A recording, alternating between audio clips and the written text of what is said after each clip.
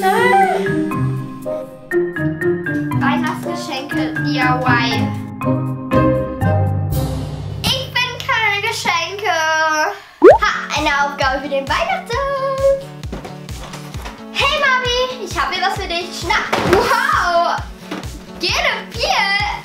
Das ist ja cool, damit kann ich einfach ein paar T-Shirts designen. Spannt einfach ein T-Shirt in den Rahmen ein und sucht euch dann eine von den vielen Schablonen aus. Ich nehme jetzt das Herz im Leopardenlook.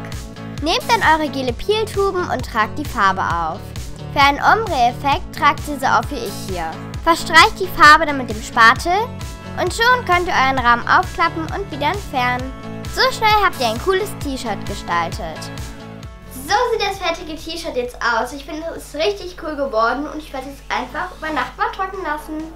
Ihr könnt auch eigene Motive auf eine Klarsichthülle malen, so wie ich hier gerade Schneeflocken. Schreibt mir in die Kommis, was ist schöner, Gold oder Lila? Mit etwas Gele-Peel könnt ihr eure Schneeflocke oder andere Motive auf das T-Shirt kleben. Nachdem es getrocknet ist, könnt ihr es anziehen und ich finde, es ist richtig schön geworden.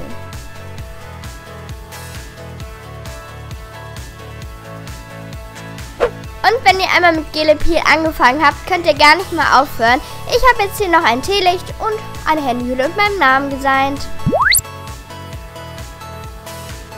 So, ich hoffe, das Video hat euch gefallen. Ihr habt jetzt auch so ein paar Ideen bekommen, was ihr zu Weihnachten vielleicht verschenken könnt.